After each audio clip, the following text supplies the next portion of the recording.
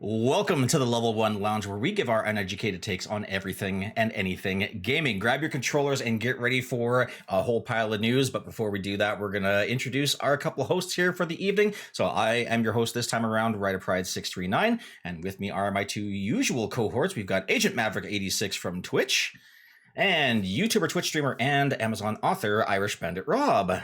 Yep. So, gentlemen, we've got a lot of news to cover this week, so this will make up for a bit of the shortfall that we had last week for the news. But before we get into that, we do have our burning question for this week's episode, and that is, what is your favorite form of transport in a video game? Irish Bandit Rob, let's start with you.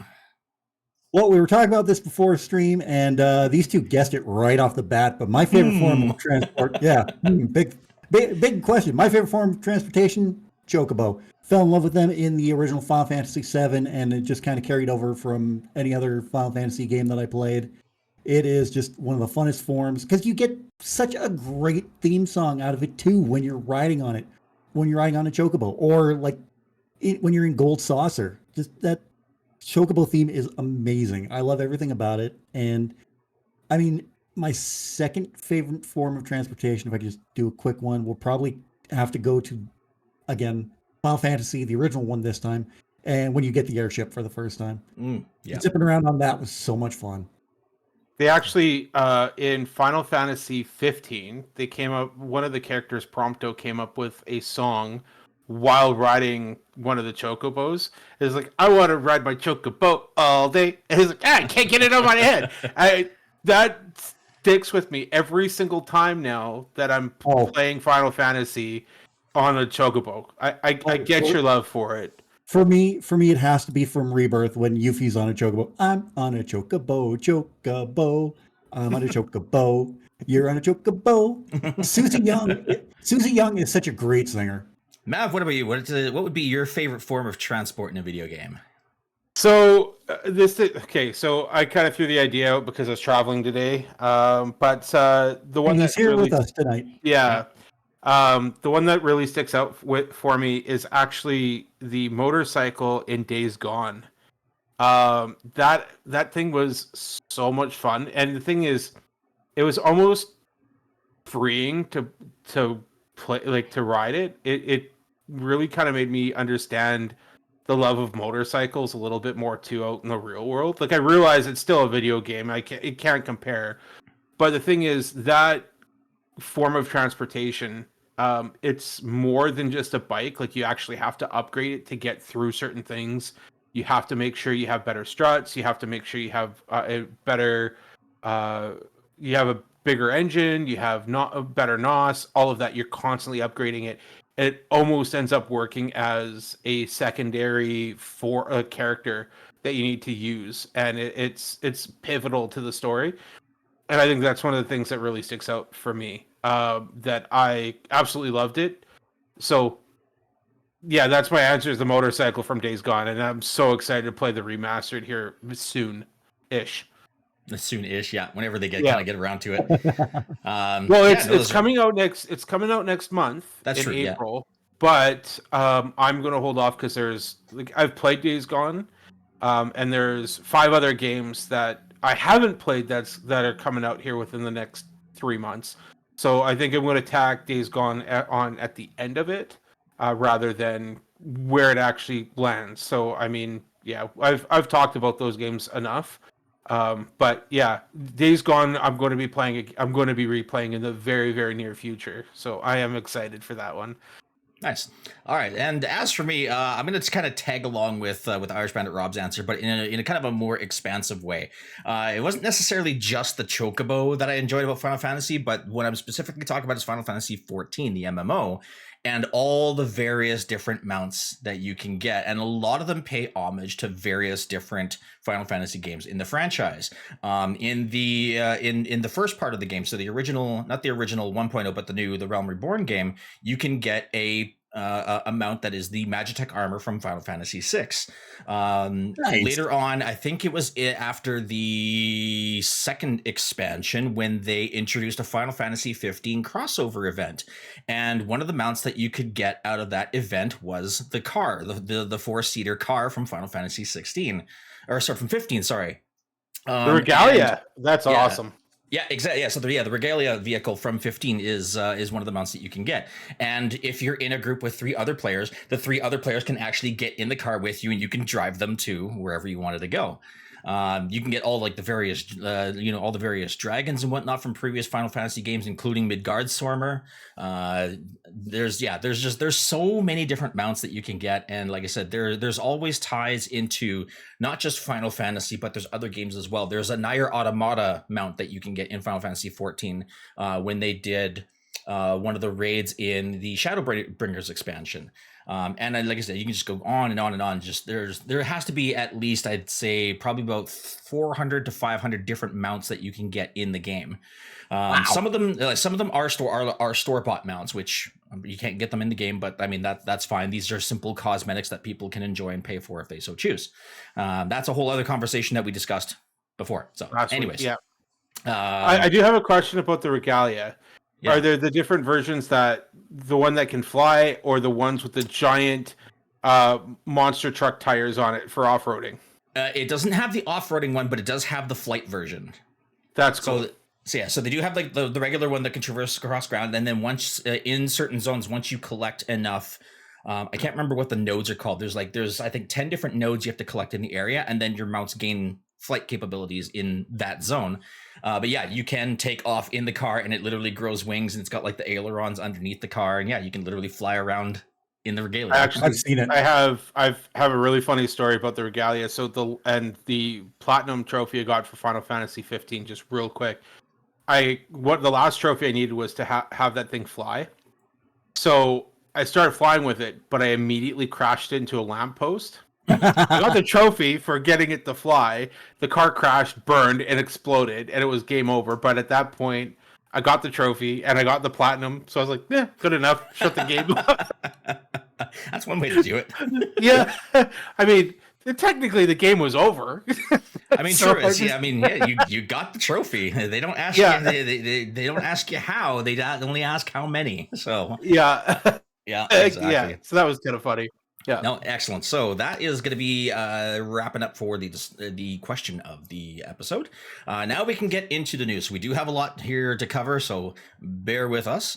Our first article of the evening. So Sony is patenting a new NPC system that replicates your playstyle. So according to a recently published patent, Sony is working on a machine learning artificial intelligence software program that collects data from multiplayer gaming and replicates NPC companions that mirror the gameplay style of the individual players. There's been growing interest in AI among video game companies, and this unique software system by Sony seeks to utilize consensual data collection to make it easier for solo players to enjoy co-op gaming. While artificial intelligence remains a debated topic in the realm of creativity, machine learning software programs have proven useful in video games for decades. Non-playable characters are often trained on AI systems, and advancements in these softwares have helped add a greater depth to the user experience across a number of titles and platforms. Looking to put an assistive twist on the typical NPC AI programming, Sony has patented a software that could massively change the way gamers enjoy multiplayer releases. So we're back into the discussion about AI in video games. I'll take the lead on this one here first, just to basically say that this is kind of the way that AI should be in video games. Because it's not creating new artworks that are taking away from artists. It's not creating new voices that are taking away from voice actors. It's basically something in the code behind the scenes that's basically learning as you go type of thing. I have experienced stuff like this in the past as well. I'm just trying to remember off the top of my head. I can't really remember what games really kind of implemented this. I know Call of Duty was one of the things in more recent years that has used AI learning, especially when it came to the single player, the multiplayer campaigns, where your enemies would start to adapt to whatever it is you're doing, whether that be taking cover or rushing you or trying to outflank you, things like that. So yeah, to me, this is something that I think video games can definitely utilize without causing too much of an uproar. Mav, what do you think about this? So I'm not opposed to this happening. There's another story here that we're going to be getting to pretty quick. But I'm worried about it opening the floodgates a little bit more to the AI aspect of voice as well, though. I mean, I'm not saying that like if it doesn't take away from the voice actors, that's one thing. But the idea of having adaptive learning in a game and making the game a little bit more enjoyable and having maybe different interactions or whatever, I don't think is a bad thing.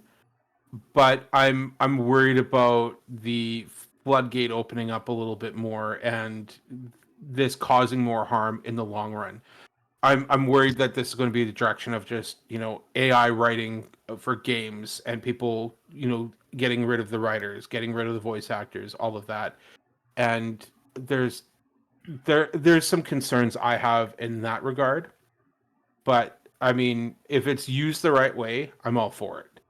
And Yeah, this is it does appear to be the right way, but that doesn't mean that it won't expand, and that's the part that I'm worried about. no, fair enough. Rob, what about you? What's your thoughts? I'm 100% in agreement with you. I think this is this is the right way to be doing AI. Just to, let everyone know, so I'm fully transparent with everyone. Um, I'm not opposed to AI, most forms of AI. Like in the next article we're going to talk about, that's where I am opposed to AI. But when it comes to something like this, I think it's great. I use ChatGPT to help with my writing, so I can see the benefit of AI there as well. And to your point, Maverick, when you were saying about AI using for writing, you're still going to need someone to input the ideas. Like it's not just Sure. going to be AI sitting there making it all by itself. Somebody's going to put in the idea of, you know, um, give me an outline for a story with a protagonist, villain, things like that, and it'll come up with an outline from there, and then you can make the story from there. You can choose to write it on your own, choose to write it But AI. I mean, if we start leaning on that, I Yeah, mean, yeah, that's where there are going to be issues, right? Because I mean, exactly. like, eh, there's nothing can replace the imagination of human beings, Right. and that again, I'm not disagreeing that this form is fine, but I'm concerned about the floodgate opening up and there being a Mhm. different implementation, and Yeah. Oh, yeah. And that's totally fair. that's it. If it goes through with the way that they're talking about, fine, go for it. It's fine. Yeah. And it is we have to realize that we are in the world of unfortunately digital games, Mhm.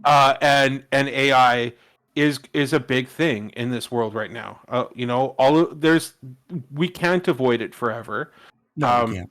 and there's certain aspects that concerns me. Things like I don't know Skynet stuff.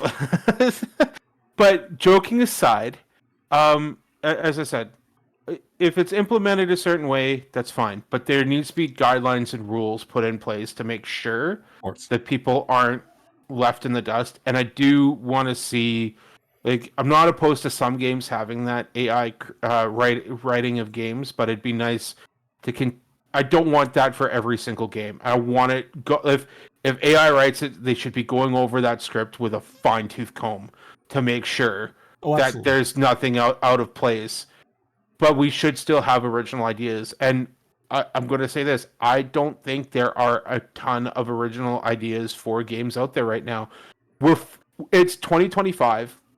These systems have been out for 5 years, coming up, and we haven't gotten a ton of original games until this year. Like there's more original games that are coming out this year than we have seen in the last 5 years. Everything else has been remakes and remasters. People are running out of ideas, so they're turning to AI, and that's what I'm concerned about. I mean, Yeah. same And I thing's in mean, Hollywood too. yeah, exactly. And I mean, at the same in that same retrospect too, like people are going to try, like developers and uh production studios, they're going to try and try and sneak something by, by consumers, to market this big game that's completely made by AI. But I mean, once people find out about it, though, given especially the current I'm not sure if you want to call it political state of AI, but you kind of get you kind of get the idea. But once people kind of find out that a lot of this stuff is generated by AI, that there are no artists, there are no voice actors, there are no writers and things like that.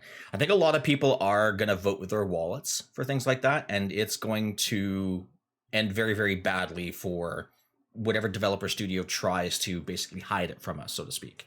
So that's absolutely, I do agree with Matt that there is a concern there that things like this might try to happen. But AI is still early enough in its infancy that instances like these should be extremely rare. But I mean, as technology advances, so too will AI. And, eventually, maybe it could be 3-4 years. It could be 7-8 years. It could be 25 years. Who knows at this stage?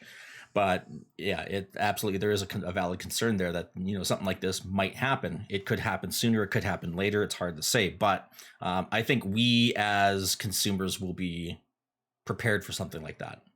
As long as it doesn't become sentient and blow up the world. Sentient, thank you. And blow up the world with nukes. I'm fine. That's fine. Well, we'll make do. I'm just waiting for that first. We're Canadians. Time. Elbows up, baby. Yeah, there you go. I'm just waiting for that first time when a company comes out with the all AI made game and says it stars this person, and the person tweets out, "That's not me." Yeah, exactly. Because it's going to happen. Hey, Johnny Cash is in this game. Yeah. Wait a minute. Abraham the Lincoln. Johnny Cash. Michael Jackson. Oh no.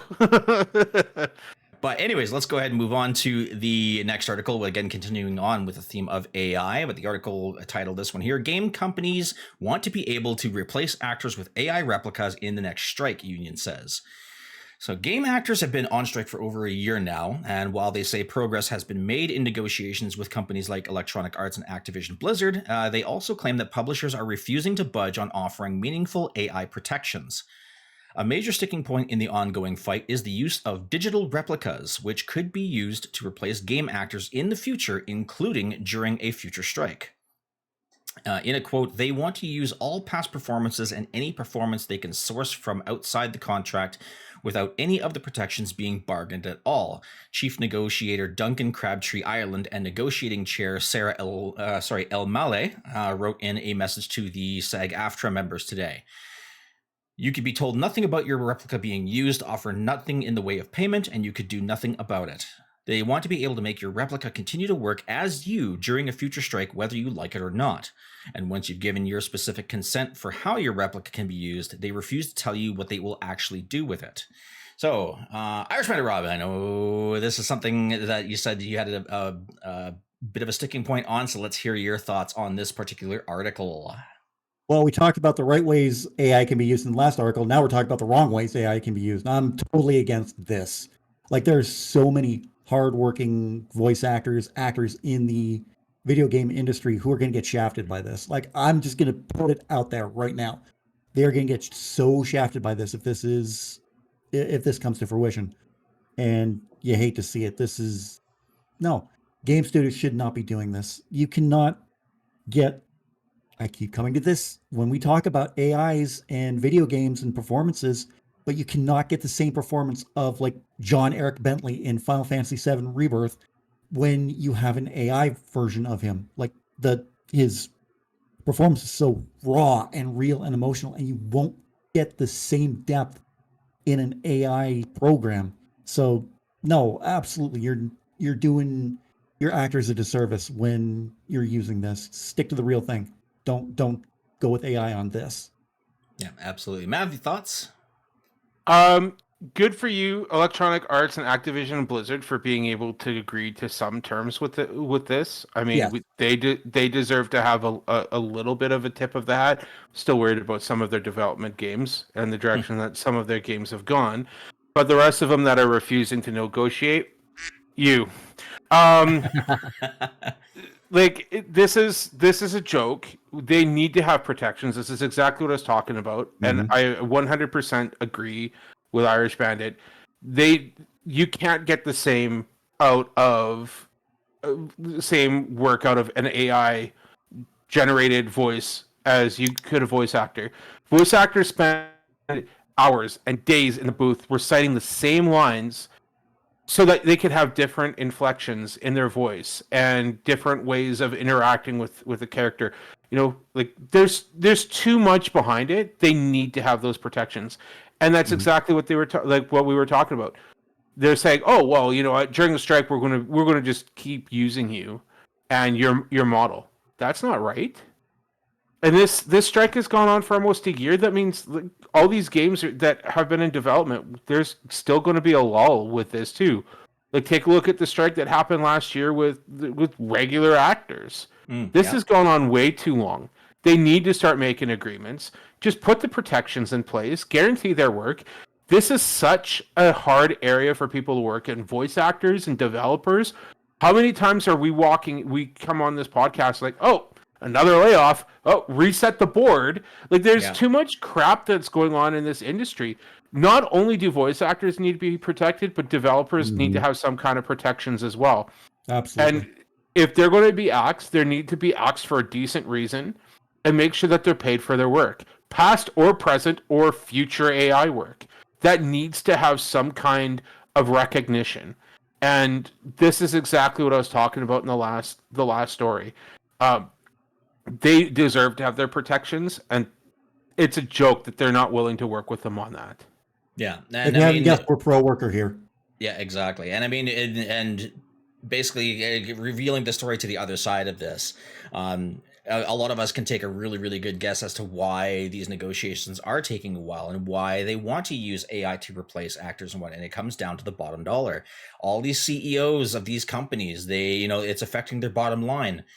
So why spend money on voice actors when we can, have an AI that does the same thing, and that way little Timmy can afford, his new yacht when he graduates from grade 12. So, it is absolutely ridiculous that we're constantly having to fight just to, just to have some common decency for things like this, and it's incredibly frustrating, even just looking at it from our perspective. Because all of us have we grew up listening to these voice actors. We grew up playing all of these games from these various development studios and producers, and seeing the artists do their work, seeing the musicians create their work, seeing these voice actors implement their human emotion into the games.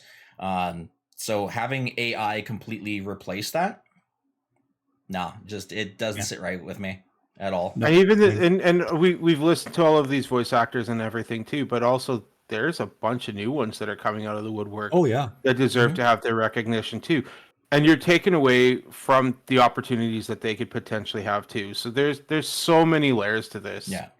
And it's sickening. Make the agreements, give the protection, and be decent people. Do what's right. Yeah. No, and I mean it's all coming down to basically greedy CEOs that simply want, they want more dollars in their own bank accounts, and be damned how they get it, basically. But in any case, before we go completely off the rails and everyone gets really upset before the end of the show here, let's move on to the next article here. So finally, we may have Indiana Jones on PS5 with a release date leaked. So in this article, a leaker has recently revealed a possible release date for Indiana Jones and the Great Circle on PS5. Indiana Jones was already confirmed for the PS5 before its launch, but the title did not have an official release date for Sony's console yet. Released for the Xbox Series X and S and PC in December 2024, Indiana Jones was a hit, reaching over 4 million players. Developed by Machine Games and published by Bethesda, Indiana Jones earned very positive reviews, obtaining an average critic score of 87 on OpenCritic. Now, Bill Kuhn has reported that Indiana Jones will be released on April 17th, 2025. According to the leaker, the title will also come with a premium edition, which will offer early access and be available on April 15th. The leaker also claimed that both editions will be available in digital and physical releases, and that they will match the prices on the Xbox, $70 for the standard edition and $100 for the premium edition. Bill Kuhn also reported that European gamers will be able to pre-order the game starting on March 25th. So now that being said, this is probably really really good time to remind everybody that these are simply leaks. These are not confirmations. So take this information with a grain of salt. There are no official these aren't like official release dates. But that being said, discuss Mav. Talking about as somebody who's already played this game, I'm very excited for PlayStation fans to get their hands on this game. It was, I believe I actually even gave it a 9 out of 10 on the new Geek Corner. Absolutely worth paying and playing. It is just a leak, so we do have to take that into account. But I wouldn't be shocked if that's the time frame. There's a lot coming out in the next little while. And Microsoft has basically a plan for a new release every single month from March on. From March on. And they haven't released a lot of the stuff that's supposed to be coming out quite yet. Like Gears of War is still slated for June. Doom is coming out. Like there's so many games. I think it makes sense. If it doesn't come out April, I would be shocked if it wasn't made. They did also say it's going to be happening sometime in the spring. So this isn't a shock. But I think we will hear something about this very, very soon, considering it's going to be a little less than 2 weeks. Pre-orders are going to be going up.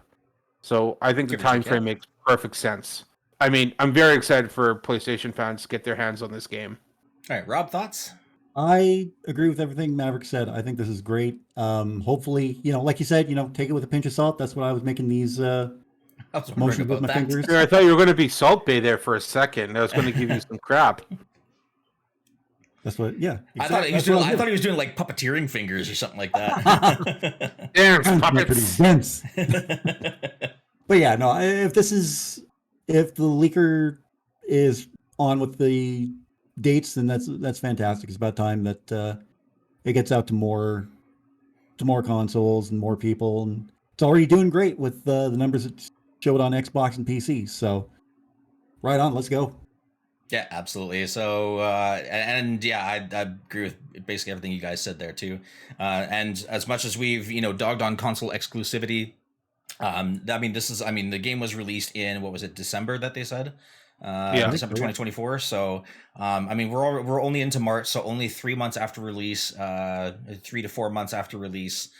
Still not a bad time frame. So whether or not you really want to call it any exclusive, I guess, is kind of up to the individual person. But the fact that they're still getting it out in within a 1 year time frame, at least will kind of make the sales numbers overall look good for hopefully the fiscal year.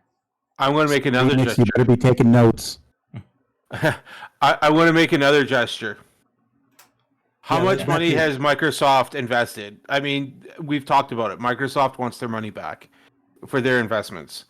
It makes perfect sense to release everything that they possibly can on PlayStation, PC, even Switch in some cases. Yeah. So this is a brilliant move, and this is going to be one of many games that are going to be on the console. So. All right, so let's go ahead and move on to the next article. So speaking of Microsoft, and salute to Phil Spencer Jr., who will probably watch this episode later. More details on the next-gen Xbox and new handheld revealed. So a new report sheds light on the long-awaited Xbox handheld as well as the next-generation Xbox console.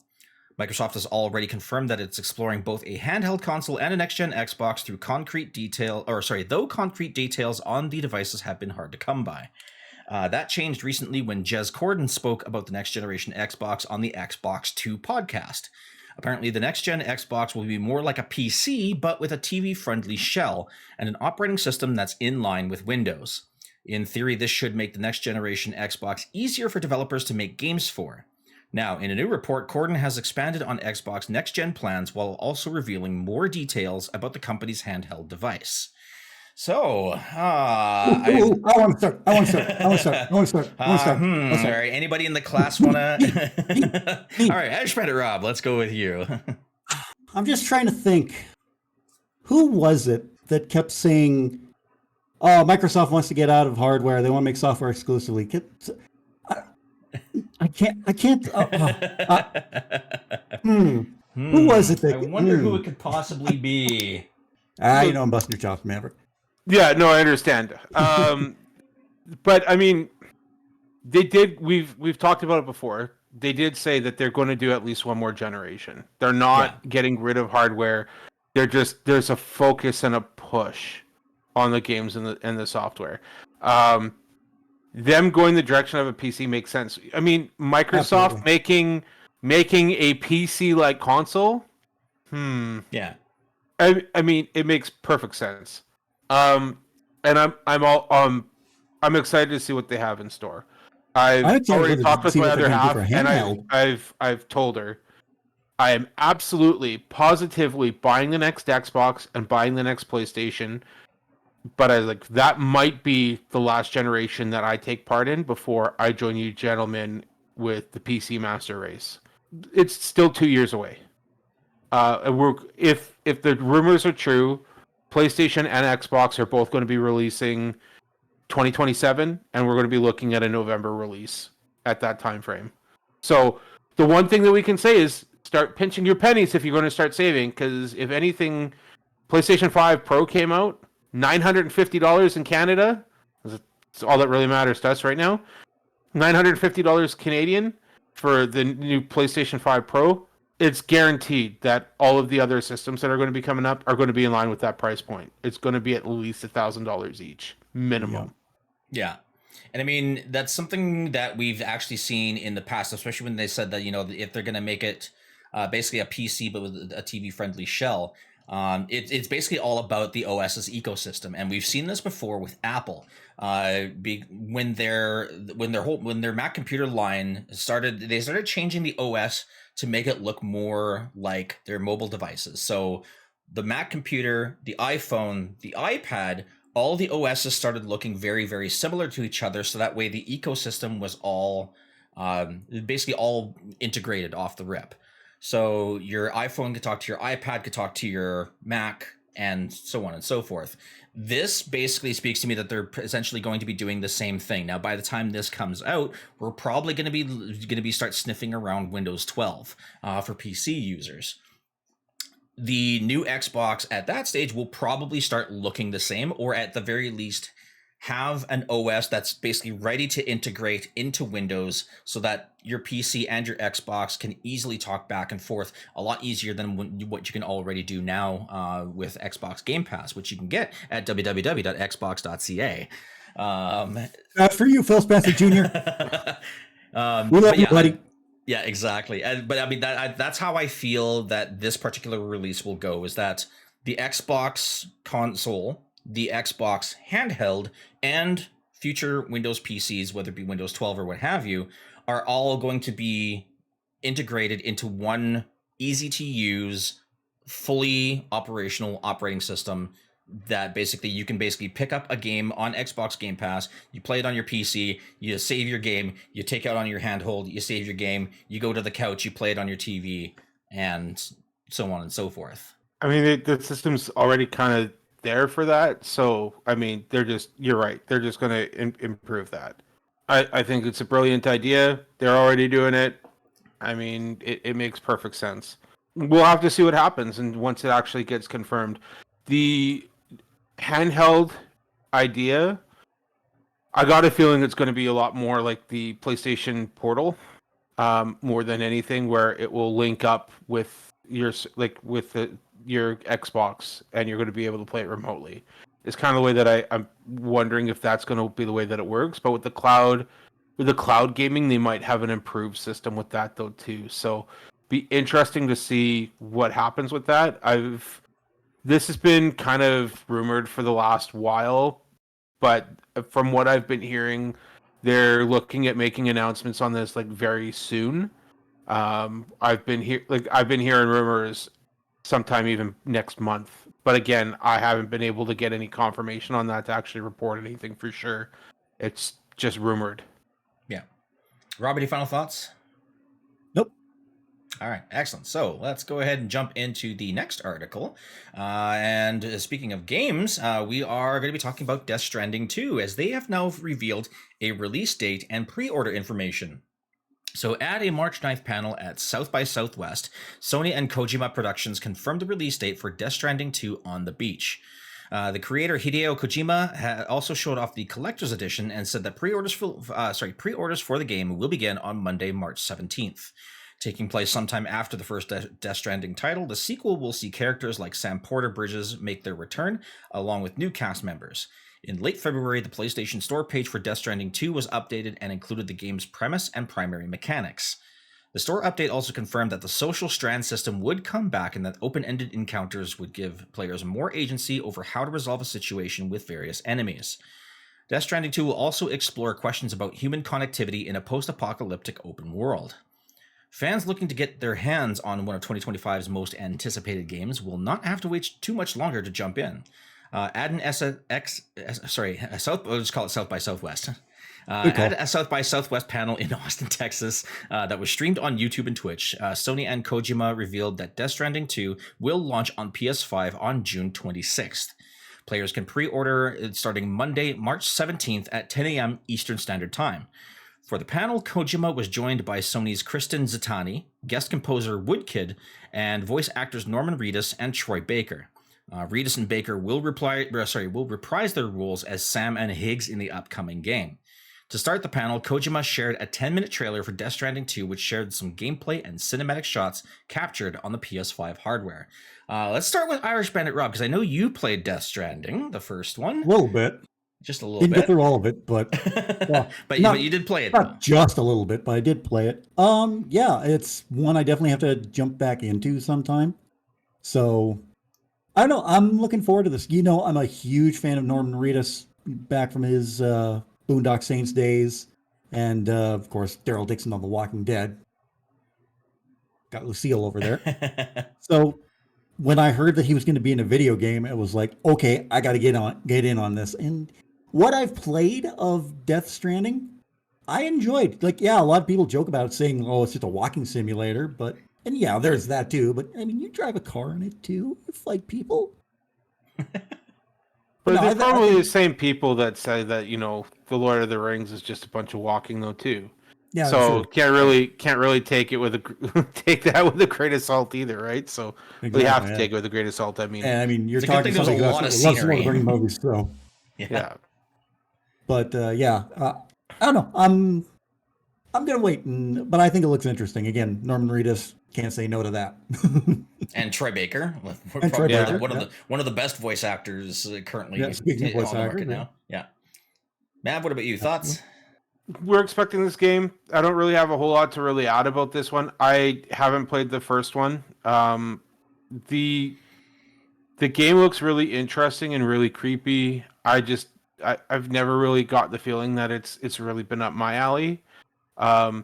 So I mean, I know a lot of people are excited for this one, but it's one that I'm probably going to pass on, to be honest. The voice actors are great. I love them both.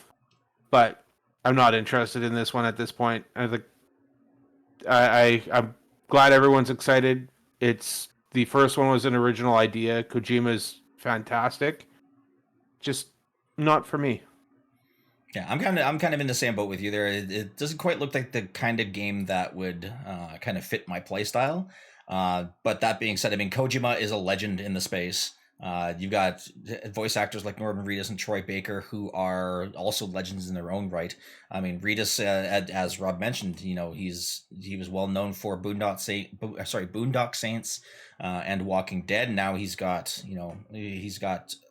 VA capabilities under his belt. Troy Baker has a resume as long as Mav's backlog of games.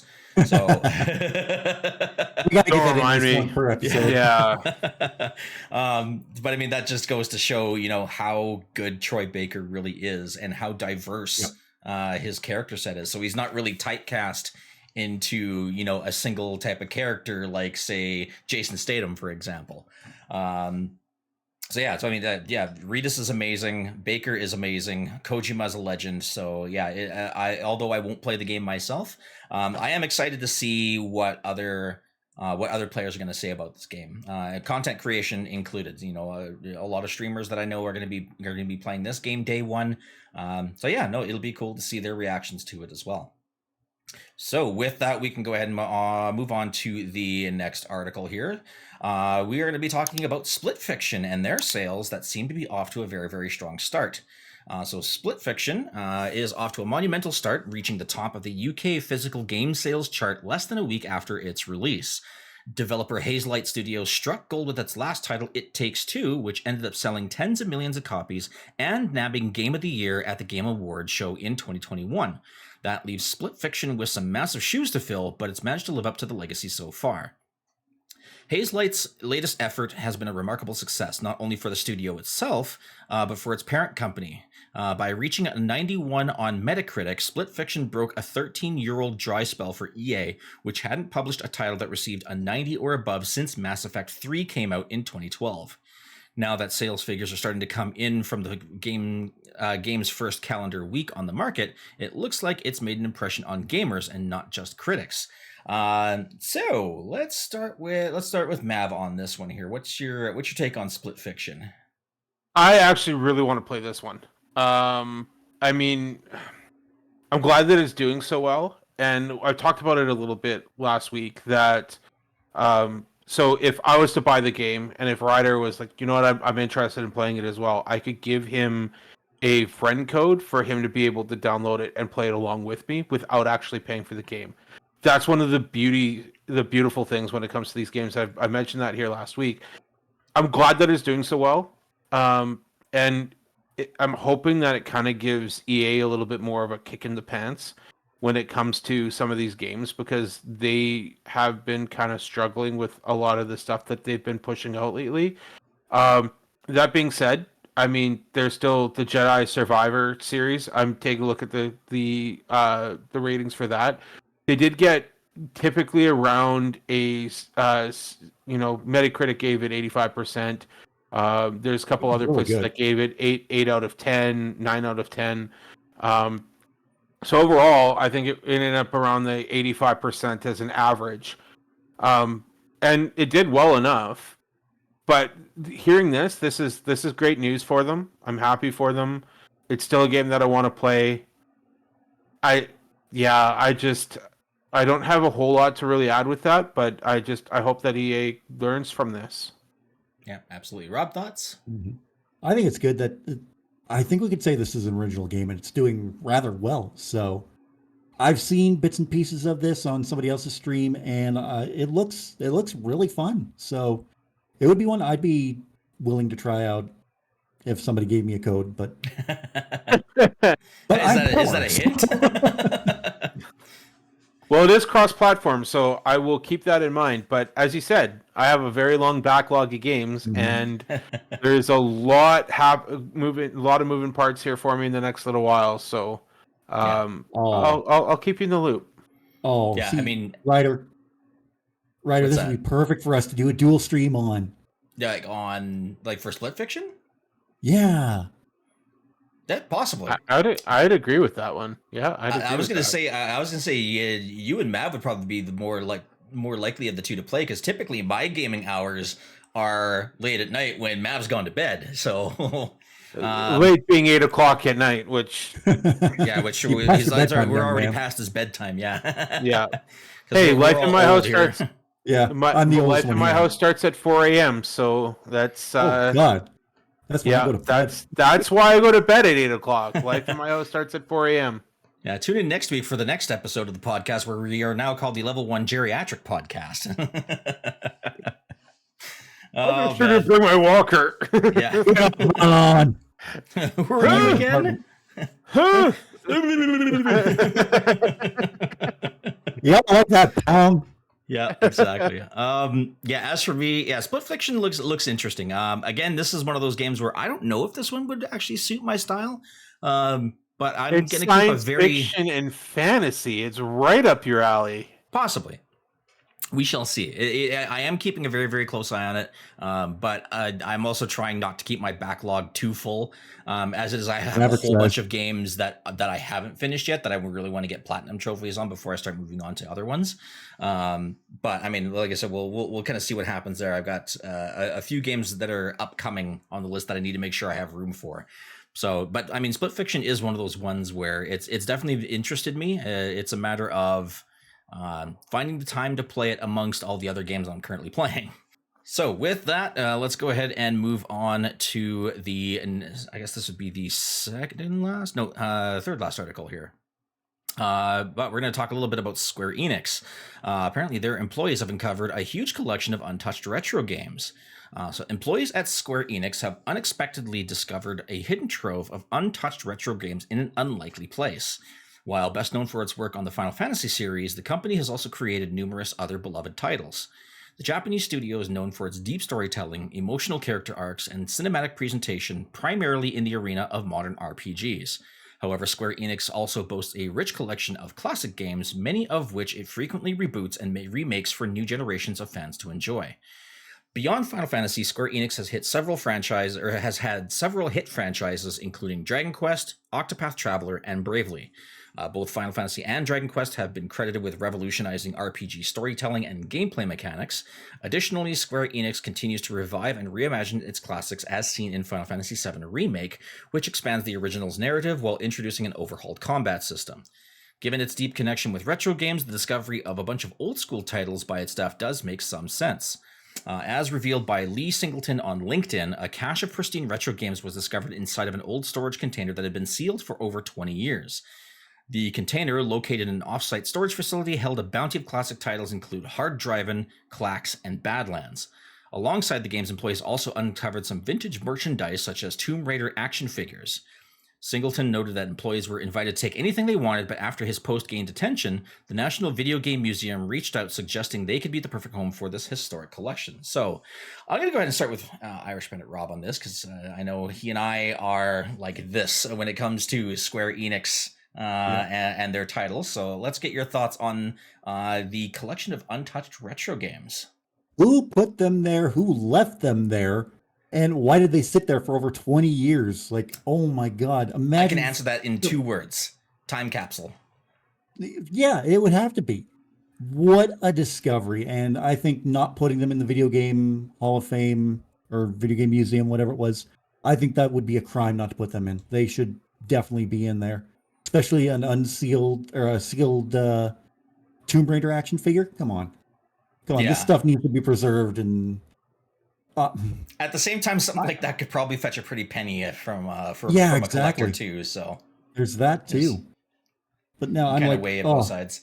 I'm really feeling my age now, because one of the things I talk about in my men's group is, like, when we go off on tangents, is like how video game consoles and like CD players are in museums now.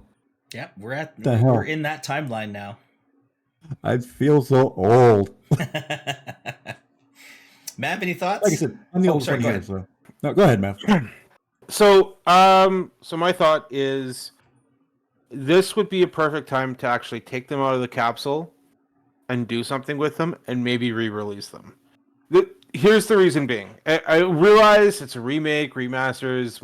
We've beat this with we beat the dead horse with this multiple times. But it's hamburger now. I'm going to say this: when it comes to remasters and remakes, I am okay with them if there's a generation between. There are multiple generations between these games. Square Enix has been in major financial straits.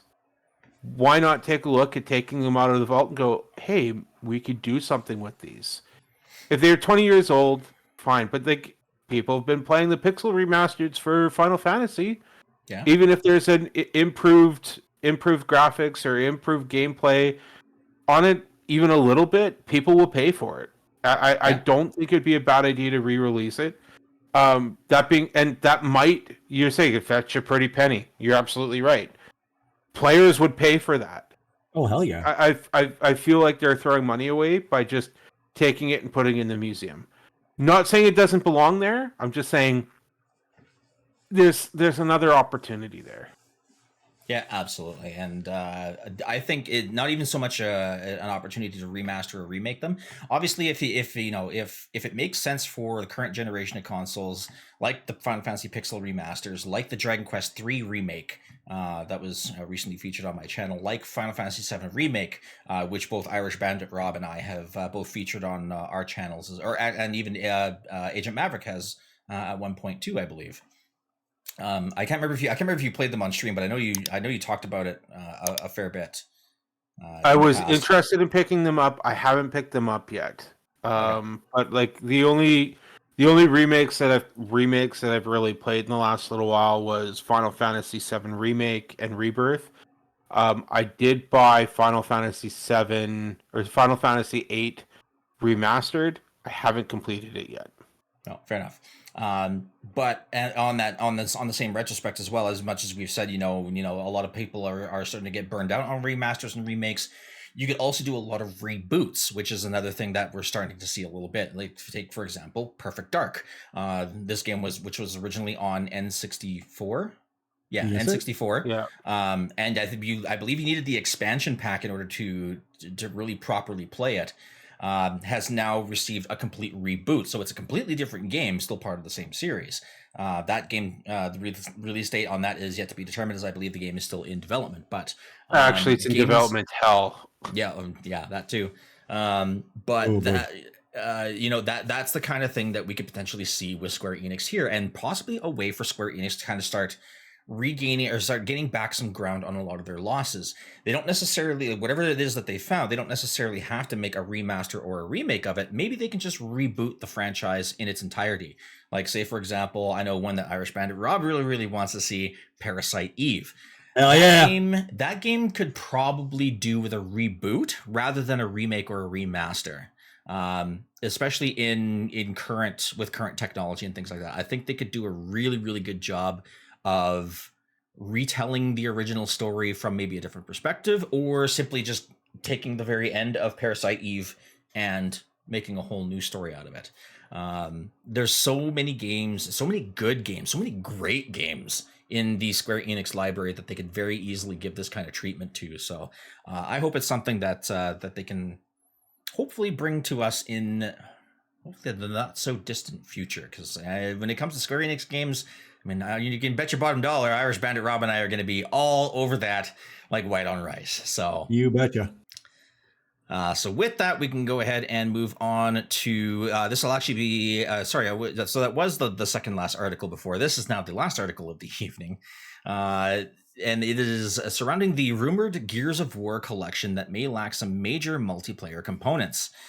So a Twitter user by the name of Detective Seeds has provided some additional details about Gears of War collection's existence. Not only did he claim that it would be released early to mid-August, he also alleged that it would be enhanced for PS5 Pro, just like the former Xbox exclusive Forza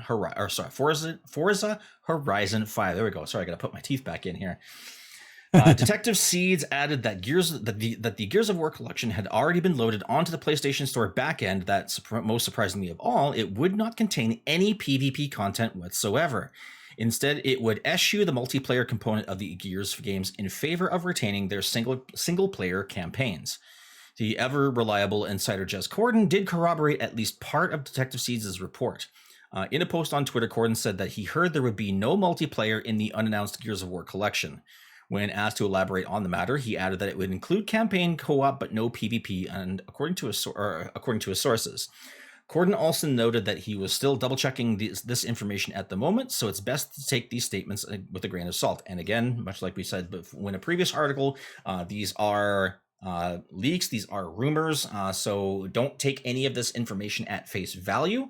There could be information changes at any point in time.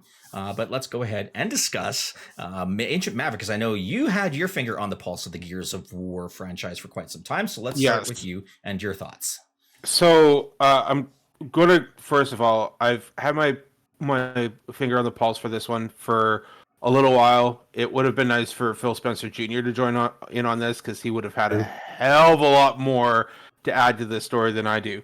That being said, I'm happy that they're going to be looking at remaking and remastering these ones. As I said, if there's a generation in between, I'm okay with it. So like I did try jumping into Gears of War 2 here a little while ago, and I felt physically ill trying to play it with the camera shaking, and just the controls of it. It's the same, but it felt a little dated to me a little bit. It's something I could easily get over, I think, but overall, I think that this is fantastic that they're looking at releasing it. I'm not shocked that it's going to be looking at coming out to PlayStation 5. Again, this is going to bring more people into the franchise. When it comes to the PvP, I'm not disappointed. I'm not shocked, because the one thing that this game is known for is having your buddy over, having him sit on the couch, and doing split screen co-op through the campaign.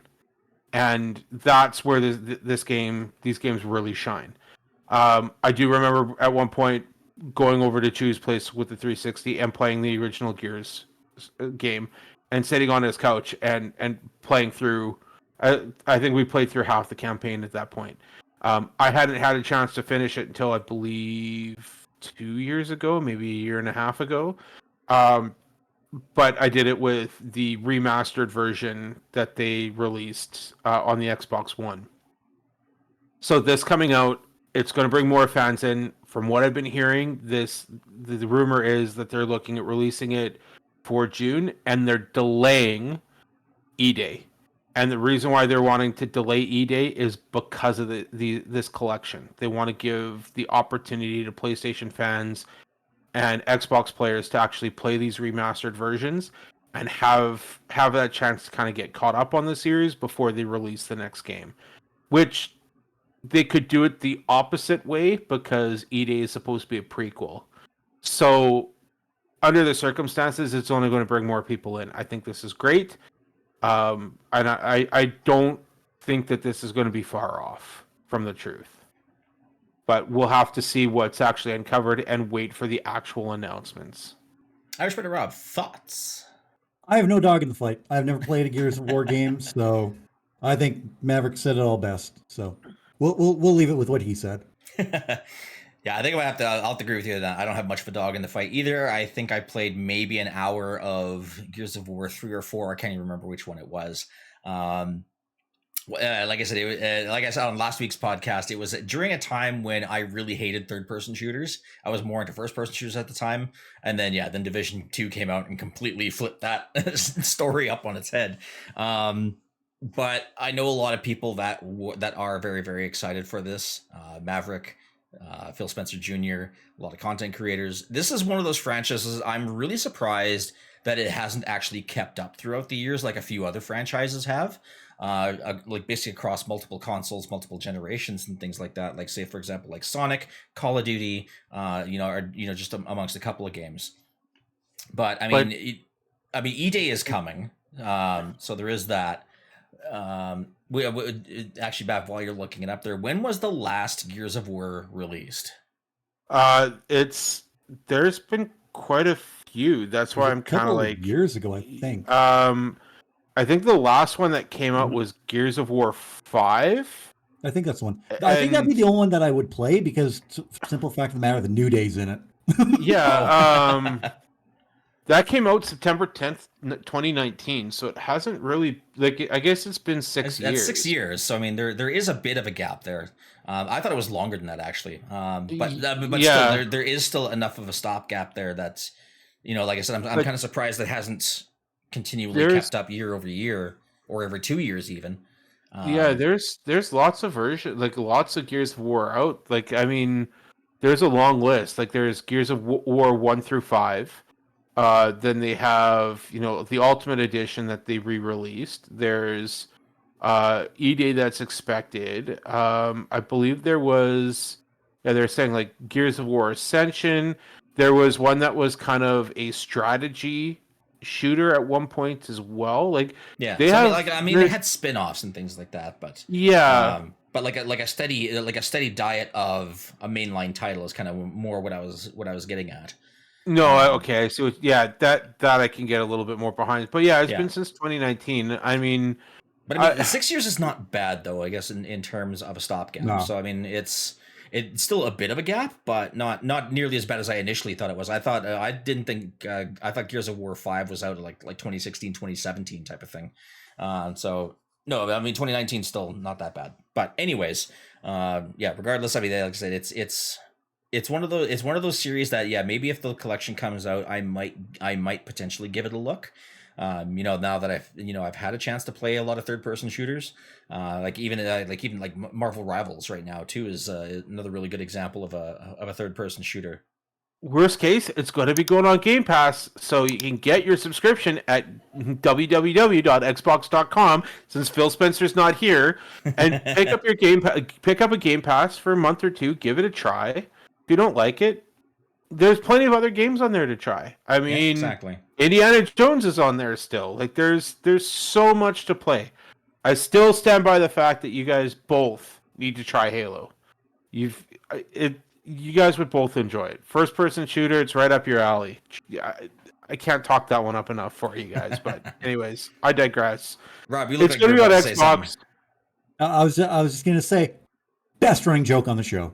Yeah, exactly. It's on Game Pass. There's no harm in subscribing, even for a month, to give it a shot. And that might be where I do give it a shot once they do bring it up on Xbox. But in any case, that is it for the news articles. Any final thoughts, gentlemen, before we go to our closing statements? Nope. Not really. Excellent. Right? Nope. All right, so that is going to do it for us. Thank you Wait, all I have a very thought. much. I have a thought. Play more video games. And subscribe to Xbox. And subscribe to the channel.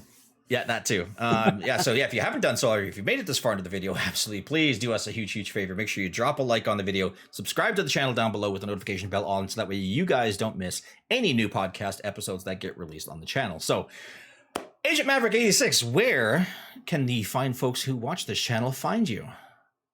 Find me at the new Geek Corner. I'm going to have a couple. There's going to be a lot of movie reviews coming out in the next little while. I'm going to try picking up the news and stuff here in the next little while. But video games, lots and lots of video games coming out.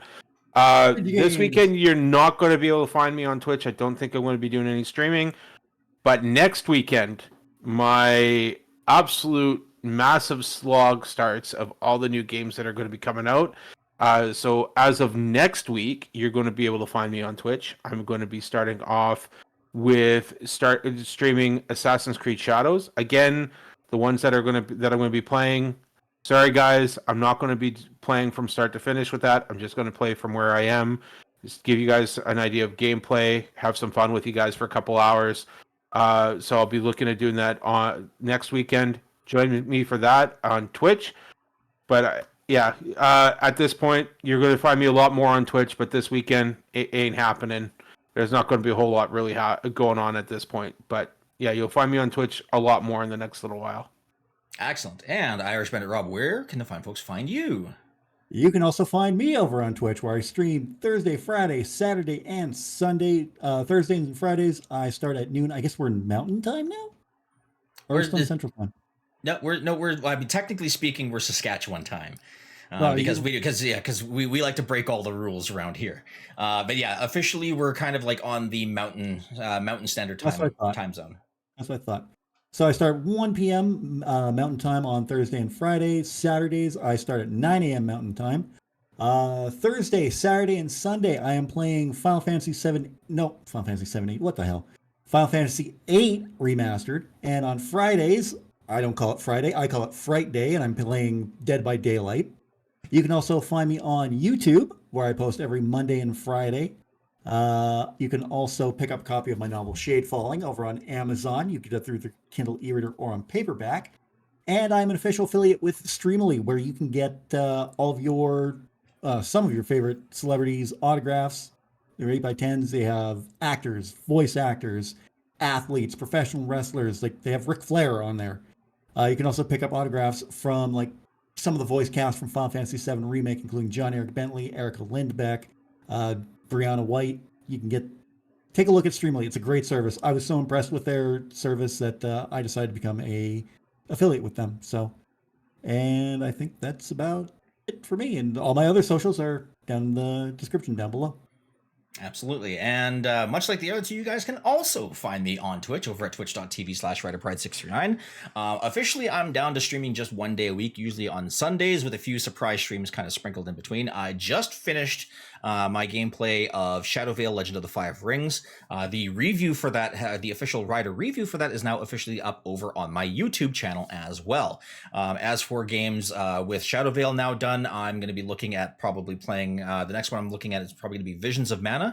So we're going to be kind of keeping on the RPG kick, starting with Visions of Mana to kind of fill in the gaps until either Lunar Remaster or Claire Obscure's Expedition 33 come out. I think I'm going to be looking at getting that one. I know Mav has been excited about that one too. Oh, excited.